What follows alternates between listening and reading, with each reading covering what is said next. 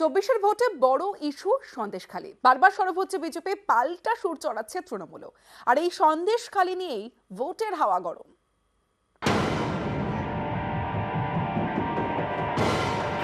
संदेश खाली में महिलाओं पर इतने अमानवीय अत्याचार हुए और टीएमसी सरकार आखिर तक मुख्य आरोपी को बचाती रही।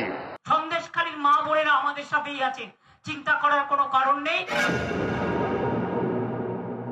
সম্পূর্ণ বাংলাতে সন্দেশখালীর ঝড় উঠবে। আজ তো মণিপুরে আগুন জ্বলছে, আমি শুনেছি দুজন জওয়ান মারা গেছে। কি করছেন আপনি? সন্দেশখালী নিয়ে প্ল্যান করলেন, প্ল্যান আমি ভেস্তে দেবো। 24 জানুয়ারি থেকে সন্দেশখালী সরগরম। এই ইস্যুকেই 24 লোকসভা ভোটে বারবার হাতিয়ার করছে বিজেপি। প্রতিটি সভা থেকেই তৃণমূলকে নিশানা করতে সন্দেশখালীকে হাতিয়ার করেছেন মোদী। বারাসাতে সভার পরে সন্দেশখালীর আন্দোলনকারীদের সঙ্গে দেখাও করেন তিনি।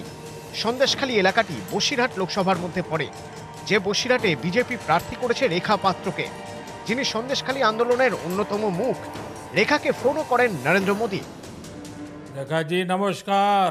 आप बंगाल की विपरीत राजनीतिक परिस्थितियों में प्रचार कर रही हैं। आप जरूर दिल्ली पहुंचोगी और आप जरूर चुनाव जीत करके आओगी। आप एक प्रकार से शक्ति स्वरूपा है। উত্তরবঙ্গে বিজেপির প্রচারেও দেখা যায় সন্দেশখালীর মহিলাদের। নরেন্দ্র মোদীর মতোই অমিত শাহ বাংলায় এসে হাতিয়ার করেছেন সন্দেশখালী ইস্যু। तृणमूल कांग्रेस को जिताने का मतलब है संदेशखाली की तरह अत्याचार करने की छूट।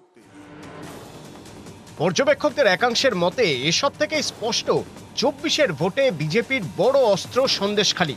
পাল্টা তৃণমূলও কোমর বেঁধে আসরে। বিজেপির সন্দেশখালী হাতিয়ারকে ভোঁতা করতে রাজ্যের শাসক দলও সুর সপ্তমে তুলেছে। আমি তো আমাদের কর্মী আবুলকে অ্যারেস্ট করতে পারি, শাহজাহানকে অ্যারেস্ট করতে পারি, তাহলে তোমরা কেন গুন্ডাকে হোম মিনিস্টার রাখো? এরই মধ্যে 26 এপ্রিল দ্বিতীয় দফার ভোটের দিন সন্দেশখালীতে সিবিআই ও এনএসজির হানা। সিবিআই এর দাবি, মেঝে খুঁড়ে উদ্ধার হয়েছে অস্ত্রের ভান্ডার। এতেই সন্দেশখালী নিয়ে নতুন করে হাওয়া গরম। কেন্দ্রীয় এজেন্সিকে রাজনৈতিকভাবে ব্যবহারের যে অভিযোগে তৃণমূল বারবার সরব হয়, এবার সন্দেশখালী ইস্যুতেও সেই অস্ত্রেই তারা শান দিচ্ছে। নির্বাচন কমিশনের নালিশও জানিয়েছে। তাদের দাবি, ভোটের মধ্যে তৃণমূলের ভাবমূর্তি নষ্টের চেষ্টা করা হচ্ছে।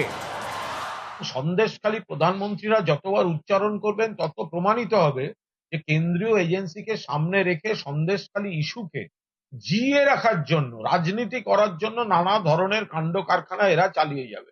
এই সন্দেশখালীকে প্রথম দিন থেকেই অতিরঞ্জিত করে, জল ঘোলা করে রাজনৈতিক কারণে ব্যবহার করতে চাইছে ভারতীয় জনতা পার্টি, সেটা বারবার প্রমাণিত। তো বিজেপি যদি জিগিয়ে রাখতে চায়, মুখ্যমন্ত্রী সন্দেশখালী একবার পৌঁছে গিয়ে মেরে দিন। মুখ্যমন্ত্রী 4 বার বালুরঘাটে গেলেন বিজেপি সভাপতিকে হারানোর জন্য, একবার সন্দেশখালী যেতে পারলেন না। কেন গেলেন না? সন্দেশখালী তো উনি ফেস করতে পারবেন না, সেই জন্য। এভাবেই সন্দেশখালী ইস্যুতে ভোটের বাংলা গরম।